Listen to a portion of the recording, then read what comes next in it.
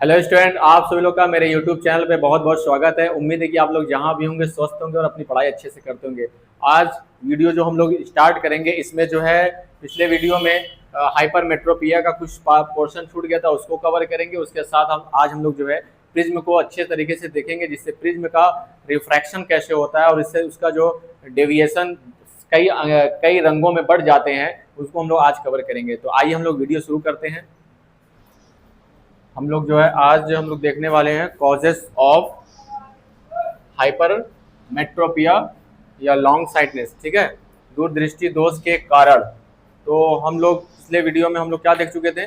हम लोग देख चुके थे कि इसका डेफिनेशन, दूरदृष्टि दोष यानी कि हाइपर मेट्रोपिया का डेफिनेशन क्या था कि इसमें दूर की चीज़, यानी कि अगर तुम्हारा कोई डिस्टेंस पे कोई रखा हुआ है, कुछ दूर पे कोई ऑब्जेक्ट रखा हुआ है, तो वहाँ पे हमें क्या होता था, ऑब्जेक्ट हमें दिखाई देता था, लेकिन पास की चीज़ें हमें क्या होती थी, नहीं दिखाई देती थी। ठीक है, बात समझ में आया? तो इसमें का नाम है ये था, लेकिन इसका रीज़न ये था कि तुम्हारा the focal length of the lens आई। ठीक है, लेंस आई का मतलब जो हमारे आंख के अंदर जो लेंस होता है, लेंस का क्या होता है, फोकस दूरी होती है कि नहीं? फोकस दूरी होती है, यानी कि फोकल लेंथ होता है। तो फोकल लेंथ इसमें क्या हो जाता है, फोकल लेंथ तुम्हारा टू लॉन्ग, बहुत ज़्यादा बढ़ जाएगा। क्या हो जाएगा?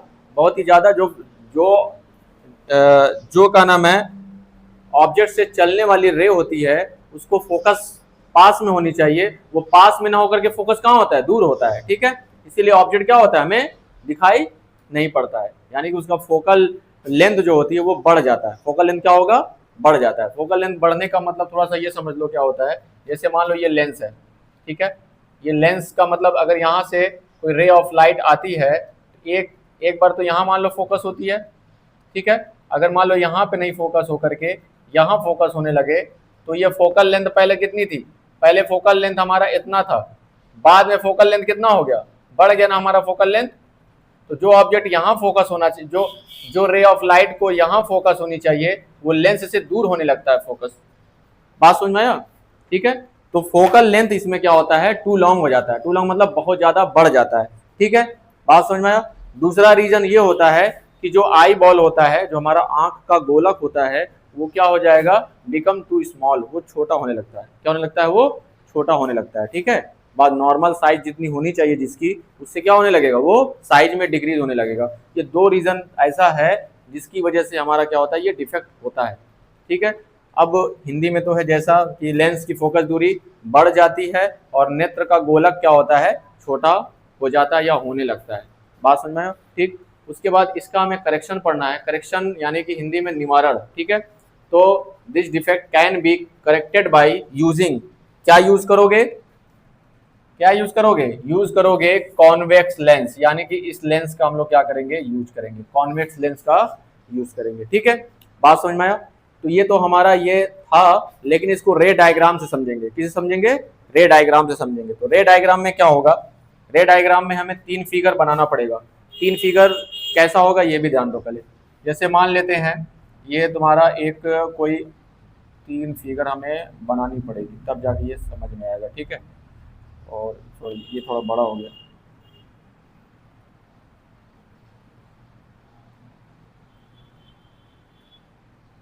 बात समझो पहले। अब ये तुम्हारा इसको आई बॉल,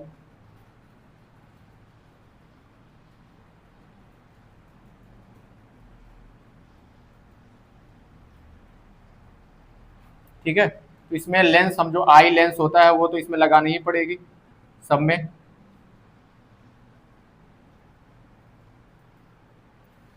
ठीक, इतनी बात समझ में आया? इसमें करना क्या है, सबसे पहले हम लोग क्या करेंगे कि वो पढ़ेंगे कि इसका नियर पॉइंट कहाँ होता है। ठीक है, जो हाइपर मेट्रोपिया का जो तुम्हारा नियर पॉइंट होता है वो कहाँ पे होता है। तो जैसे मान लेते हैं कि एक उसका पॉइंट यहाँ पे है, यहाँ से चलने वाली रे क्या होगी, यहाँ से चलने वाली रे क्या करेगी, इसमें इंटर करेगी। ठीक, यहाँ से चलने के बाद वो क्या करेगा, रेटिना पे इमेज बनाएगा। रेटिना पे क्या करेगा, इमेज बना देगा यहाँ पे। ठीक है, तो ये वाला पॉइंट को हम लोग एन दिखाएंगे। क्या दिखाएंगे, एन। बात समझ में आया? ठीक है, तो ये क्या हो गया, ये नियर पॉइंट ऑफ हाइपर मेट्रोपिया आई। बात समझ में आया? ठीक है, कहने का मतलब रीजन तो हमें पता होनी चाहिए कि रीजन किस वजह से हो रहा है। तो सबसे पहले डॉक्टर के वहां जाओगे तो डॉक्टर क्या करता है, डॉक्टर ये करता है ना कि उसका सबसे पहले उसको फाइंड करेगा कि नियर पॉइंट उसका कहाँ पे है। ठीक है, क्या करेगा, उसमें अलग अलग चश्मा फाइंड करेगा, लगाएगा कि इसका इतने इस डिफेक्ट वाले आई का नियर पॉइंट यहाँ होना चाहिए। कहाँ होना चाहिए, यहाँ होगा, तो उसकी आई रेटिना पे जाके क्या बनाएगा, इमेज बना देगा।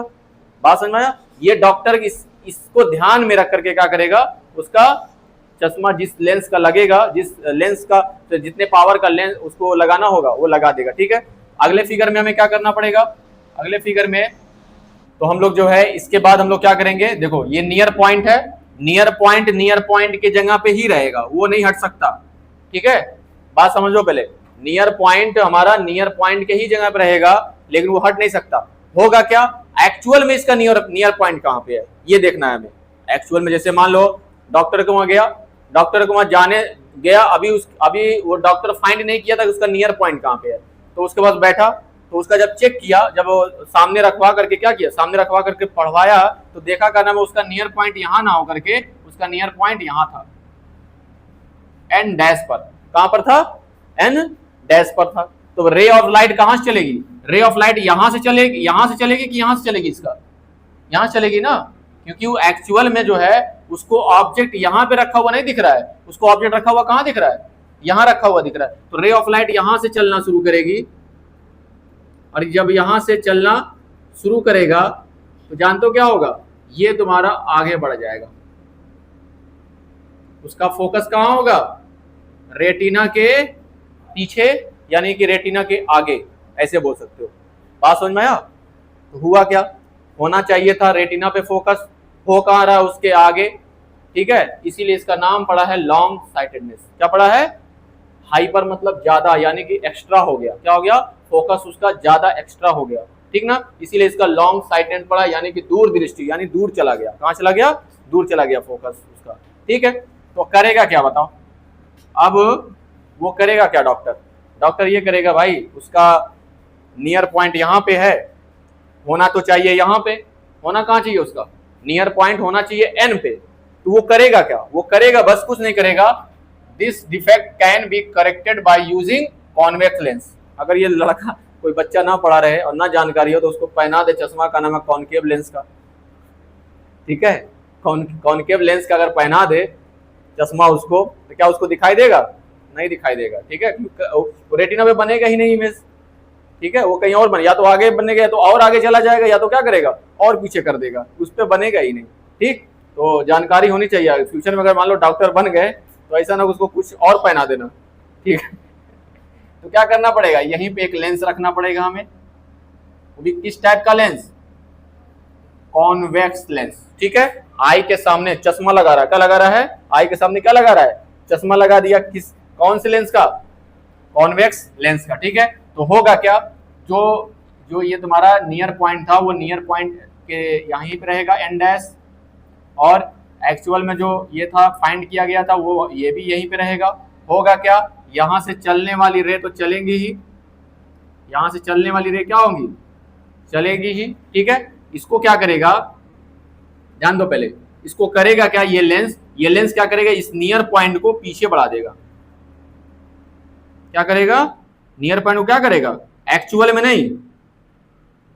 नहीं बनाएगा, वो इमेजनरी लाइन से, किससे, इमेजनरी लाइन से, क्योंकि एक्चुअल में तो अब नियर पॉइंट यहाँ पे है, ये लेंस लगाने की वजह से उसका नियर पॉइंट कहां चला जाएगा, पीछे हट जाएगा। क्या हो जाएगा, पीछे हट जाएगा। तो जितना वो आगे जा रहा था उतना ही क्या हो जाएगा, वो पीछे चला जाएगा। तो जो इमेज हमें आगे बन रही थी वो इमेज कहां बनने लगेगा, वो इमेज जा करके कहां होने लगेगा, वो इमेज हमारा रेटिना पर फोकस हो जाएगा। बात समझ में आ रहा है तुम लोग को? हाँ, ये फिगर जल्दी किसी को समझ में आता नहीं है, बता दे रहे हैं।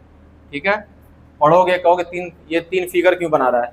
पहला फिगर इसलिए था कि वो डॉक्टर फाइंड करेगा कि इसका जो है नियर पॉइंट होगा कहाँ, दूसरा उसका एक्चुअल में है कहाँ, तीसरा उसका करेक्शन कर देगा, पीछे हटा देगा, वहीं पे कर देगा जहां पे होना चाहिए उसका, और जाके इमेज वहीं पे बन जाएगा। तो ये कौन सा आई है, ये आई है हाइपर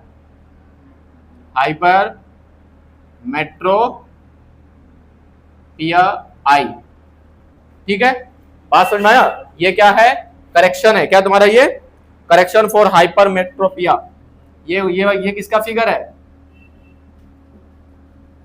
करेक्शन फॉर हाइपर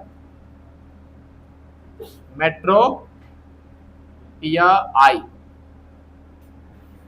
ठीक है, बात समझ में आया? तो इतना फिगर आप लोग जब इतना लिखोगे तब जाके वो पूरा पूरा नंबर देगा। ठीक है, इसको अपने कॉपी में नोट करें। चलो देखो, इसको देखने से पहले एक चीज और जान लो। एक हम लोग पढ़ चुके हैं, बता चुके थे, प्रेसबायोपिया। क्या बताए थे, प्रेसबायोपिया बताए थे ना। ठीक है, उसमें क्या होता है, और थोड़ा सा जान लो उसका। प्रेसबायोपिया, ठीक है, इसमें क्या होता है कि जो भी तुम्हारा, जिसको भी प्रेसबायोपिया होता है, उसको तुमको पास की चीज भी और दूर की चीज दोनों नहीं दिखाई देगी। ठीक है, जैसे जब इंसान बूढ़ा होगा उसका लेंस क्या होने लगेगा, कमजोर होने लगेगा, तो वो पास की चीज, पावर ऑफ अकोमोडेशन क्या हो जाएगा उसका, एकदम वीक हो जाएगा। पावर ऑफ अकोमोडेशन उसका वीक होने की वजह से पास की चीज को भी एडजस्ट नहीं कर पाएगा, दूर की चीज को भी क्या करेगा, एडजस्ट नहीं कर पाएगा। तो उसके अंदर जो है दोनों डिफेक्ट होना शुरू हो जाएगा, शॉर्ट साइटेड भी हो जाएगा और लॉन्ग साइटेड भी हो जाएगा। ठीक है, बात समझ में? इसको इसके अंदर यही लिखना है, बस इसको हम शॉर्ट में बता दे रहे हैं। इसके अंदर जब भी आएगा तो बनाकर लिख देना कि इसके अंदर क्या होता है, इसमें शॉर्ट साइटेडनेस और लॉन्ग साइटेडनेस दोनों होने के कारण का नाम है, ये इंसान को भी क्या, पास की चीज और दूर की चीज दोनों दिखाई नहीं देता है। अब इसके करेक्शन कैसे होता है, ये पूछ सकता है ऑब्जेक्टिव में। ऑब्जेक्टिव में ये पूछ सकता है कि प्रेसबायोपिया में क्या नाम है, करेक्शन के लिए क्या करना होता है। करना ये होता है कि उसको जो है हमें बाईफोकल लेंस से क्या यूज करना पड़ता है, बाईफोकल लेंसेज यूज करना पड़ता है। ठीक है, ड्यू फोकस लेंसों का क्या कह रहे हैं इसमें, हिंदी में बोलेंगे ड्यू फोकस लेंसों का क्या करेंगे, प्रयोग करेंगे। इसका मतलब क्या होगा, देखो हमें जो भी लेंस यूज करेंगे उसमें बाई मतलब क्या होता है, दो लेंस। बाई मतलब कितना लेंस यूज करेंगे, दो लेंस का यूज करेंगे। ठीक है, इसमें दो, एक होता है अपर, एक होता है लोअर। एक क्या होता है अपर और एक क्या होता है लोअर। जैसे मान लो ये हमारा लेंस है, ये मान लो लेंस बनाना अगर होगा, ये लेंस नहीं बना है तो इसको करना है, मान लो इसी को कटिंग किया जाता है, ग्लास है, इस ग्लास को ही क्या किया जाएगा, कटिंग किया जाएगा। तो इसको इधर वाले को बोलते हैं अपर, इस वाले इधर वाले क्या बोलते हैं, इधर वाले को बोलेंगे अपर और इधर वाले को क्या बोलेंगे, लोअर। ठीक है, बात समझ में? तो इसको क्या करेंगे, इधर वाले को हम लोग जो है कॉनकेव बनाएंगे, इधर वाले को क्या करेंगे, कॉनकेव। बात समझ में आया? अपर वाले को क्या करेंगे, ये इधर वाले, ये कॉनकेव है, कॉनकेव हो गया। और इधर वाले को हम लोग क्या करेंगे, कॉन्वेक्स बनाएंगे। क्या बनाएंगे, कॉन्वेक्स बनाएंगे। कॉन्वेक्स बनाने के लिए क्या होता है, देखो ये हमारा हो गया कॉनकेव हो गया और ये क्या हो गया हमारा, कॉन्वेक्स हो गया। तो कॉन्वेक्स में उठा होना चाहिए, क्या होना चाहिए, वो चीज उठी होनी चाहिए। ठीक है, तो उसको इसके अंदर क्या करते हैं, इसके अंदर जो है हम लोग इस तरीके से कटिंग करते हैं। ठीक है, यानी कि जो इधर वाला लोअर वाला होगा वो हमारा जो है कॉन्वेक्स होगा। क्या होगा, कॉन्वेक्स होगा। ठीक है, तो हमें इस टाइप का लेंस यूज करना पड़ेगा। ठीक, बाई फोकल लेंसेज। ठीक है, दो लेंसों को सटा करके या उसके अंदर इस तरह का कटिंग करके, ये मशीन से होता है। किससे होता है, मशीन से। देखोगे चश्मे की दुकान पे जाओगे तो वहां पे मशीन से जो उसको घिसते हैं, सब क्या करते हैं, घिसते हैं और उसका कर्वेचर कितना करना होता है उन सबको पता होता है कि जितना पावर का लगना चाहिए उतने ही पावर का उसको फिक्स करके बना करके दे देंगे तुमको, ठीक है। तो इसमें अगर इसको जो बूढ़े लोग होते हैं उनके अंदर जो है यही चश्मा पहना करके ठीक कर दिया जाता है उनके। बात समझ में आया, ठीक है। तो इसको तुम लोग नोट कर सकते हो, नोट कर लो साइड में। उसके बाद हम लोग जो है इसके बाद अगला टॉपिक देखेंगे, refraction of light through a prism, ठीक है। प्रिज्म के द्वारा प्रकाश का अपवर्तन देखेंगे इसके बाद। देखो हम लोग को पढ़ना है प्रिज्म, ठीक है। प्रिज्म क्या होता है, प्रिज्म पता है क्या होता है, ठीक है। देखो पहले जान लो, प्रिज्म में क्या करते हैं, दो रिफ्रैक्टिव प्लेन होना चाहिए। क्या होना चाहिए, रिफ्रैक्टिव प्लेन। मान लो ये तुम्हारा रिफ्रैक्टिव प्लेन का मतलब होता है ट्रांसपेरेंट प्लेन। कैसा प्लेन, ट्रांसपेरेंट प्लेन। कि इसमें रे ऑफ लाइट अगर आए तो इसमें से क्या हो जाए, इसमें से पार हो जाए। बात समझ में आया, रे ऑफ लाइट अगर आ रही है तो रिफ्रैक्ट होके क्या हो जाए, अंदर चली जाए, ठीक है, पार हो गया। तो इसी तरीके का हमें दो प्लेन लेना है। कैसा लेना है, दो प्लेन लेना है और दोनों प्लेन को क्या करना है, दोनों इस वाले एज को और इस वाले एज को क्या करना है, हमें दोनों को ऐसे सटा देना है। जैसे हम लोग का मान लो ये तुम्हारा ये है, ठीक है। एक रिफ्रैक्टिव प्लेन ये मान लो और एक रिफ्रैक्टिव प्लेन ये मान लो। इन दोनों को क्या किया गया, जोड़ दिया गया ना ऊपर। मान लो इस तरीके से सेट कर दिया जाए किसी एंगल पे, ठीक है। जिस एंगल पे सेट किया जाएगा तो ये वाला एंगल, ये जो इसके बीच में जो एंगल होगा उसको प्रिज्म एंगल बोलते हैं। क्या बोलते हैं, प्रिज्म एंगल बोलते हैं। और नीचे वाले को भी ज्वाइन किया जाएगा, ठीक है। इसको बेस बोलेंगे। क्या बोलेंगे, बेस बोलेंगे। प्रिज्म का क्या हो जाएगा, वो बेस हो जाएगा। और ये प्रिज्म जो होता है ना, ये 3D फिगर होना चाहिए। कैसी होनी चाहिए, 3D का मतलब इस तरीके से होता है, ये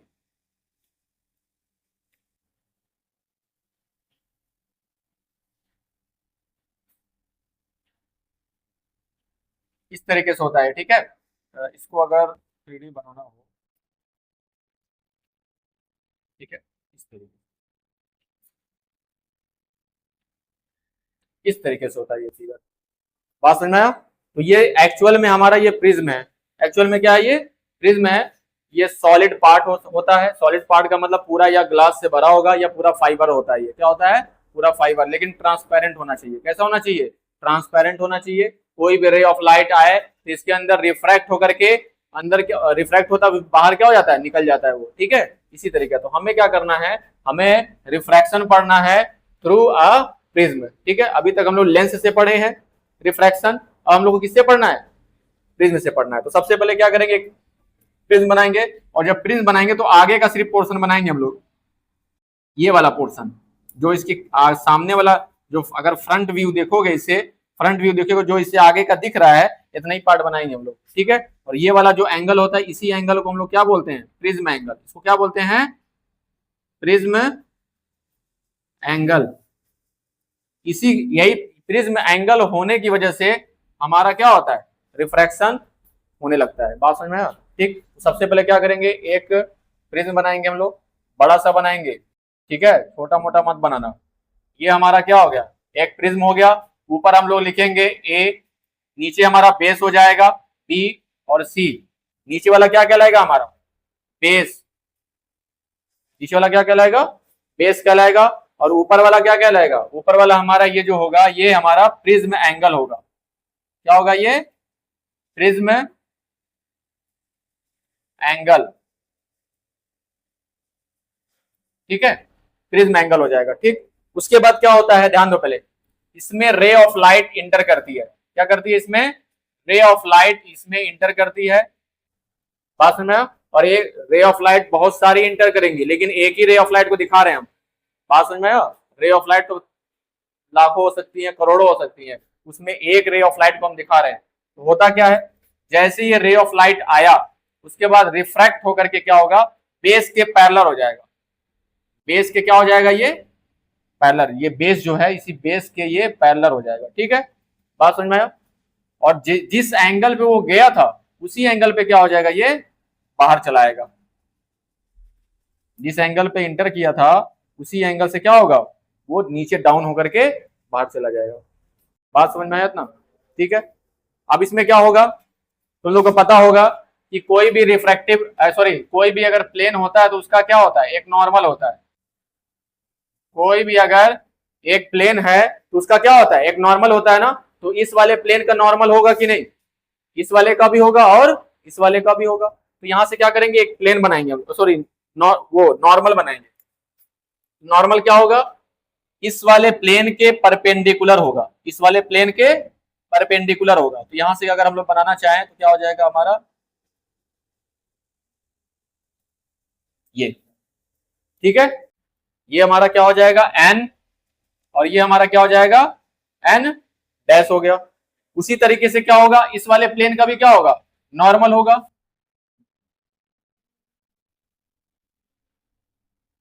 ठीक है, तो ये हमारा हो जाएगा एम, और क्या हो जाएगा एम डैश। बात समझ में आया, ठीक। तो इतना होने के बाद अब हम लोग को जो एंगल बनाना है उस पर ध्यान देना, ठीक है। इसमें आई होगा और आर होगा।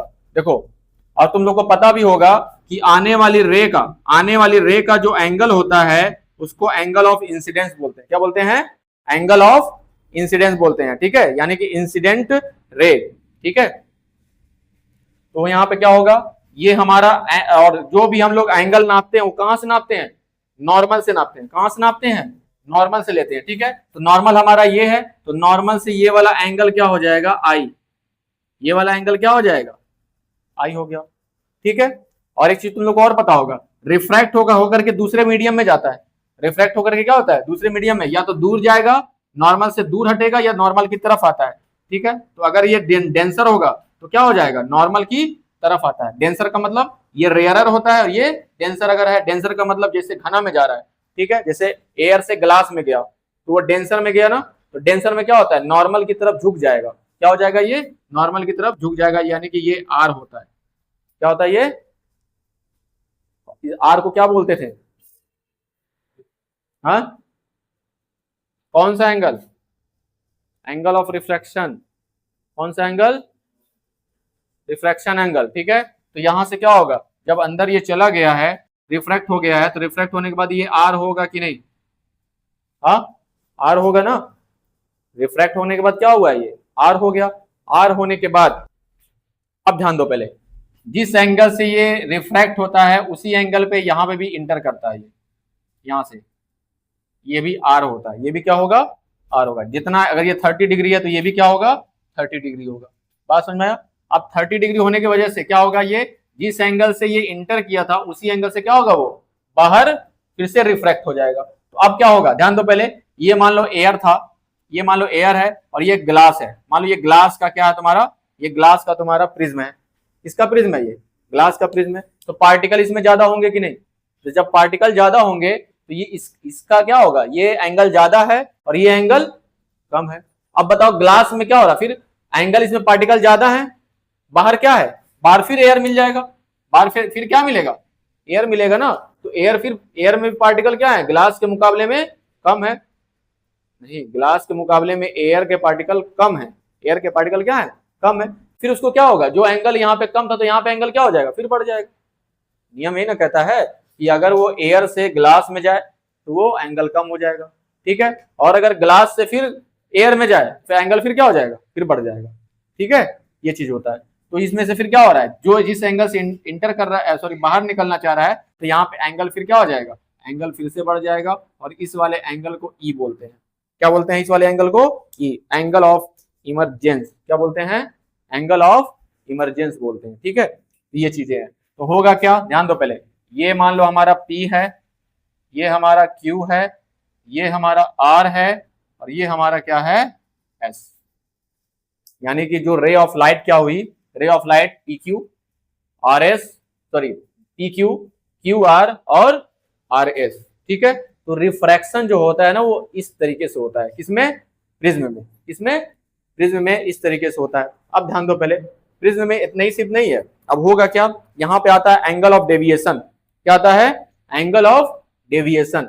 डेविएशन का मतलब कितना डेविएट हुआ है, कितना डेविएट हुआ है। डेविएट का मतलब क्या होता है ये भी समझो पहले। जैसे मान लो ये हमारा ये मान लो ये छड़ी हमें इस डायरेक्शन में जा रही थी, ठीक है।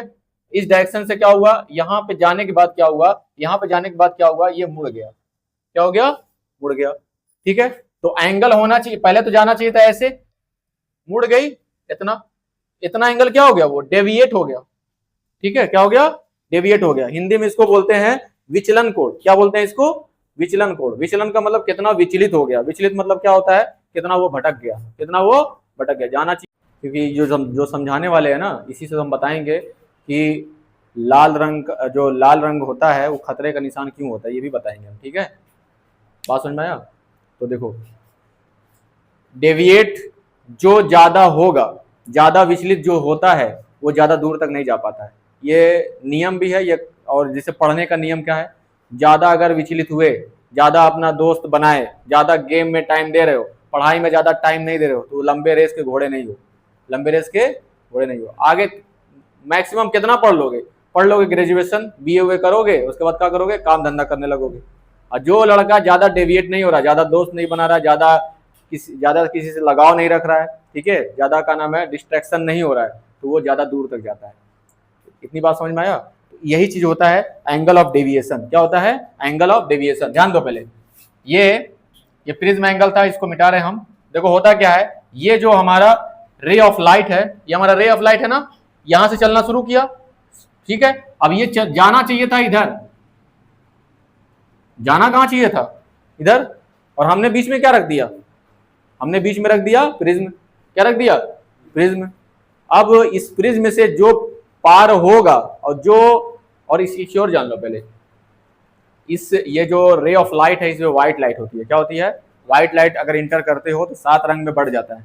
7 रंग में क्या होता है, बढ़ जाता है। तो 7 रंग बटेगा कब, वो जब उसका अलग अलग डेविएट एंगल होता है। क्या होता है, अलग अलग डेविएट एंगल होगा। जैसे लाल रंग का कम होता है, ठीक है, वायलेट रंग का सबसे ज्यादा होता है, येलो का और कम होगा, और कम, मतलब इसी तरह ब्लू का कम होगा। तो जिसका एंगल अलग अलग होने की वजह से वो बढ़ जाएंगे। जैसे मान लो ये सबसे पहले एक ही सबका, यहाँ पे क्या था, सबका डेविएट एंगल नहीं दिख रहा था, तो जब प्रिज्म से पास किए तो उसका डेविएट एंगल क्या हो गया, अलग अलग हो गया। क्या हो गया, बढ़ जाएंगे, इसीलिए वो कलर में बढ़ जाते हैं। क्या हो जाते हैं वो, कलर में। ये प्रिज्म क्या करता है, उसको बांटने लगता है। ये फ्रीक्वेंसी की वजह से होता है, फ्रीक्वेंसी की वजह से होता है, और वेवलेंथ की वजह से होता है। अलग अलग रंगों का अलग अलग वेवलेंथ होता है, अलग अलग फ्रीक्वेंसी होता है, उसकी वजह से ये बढ़ते हैं। लेकिन डेविएट एंगल से इसको देखा जाता है। तो होगा क्या, जाना चाहिए था इस रे को इधर, ठीक है, चला किधर गया है, इधर।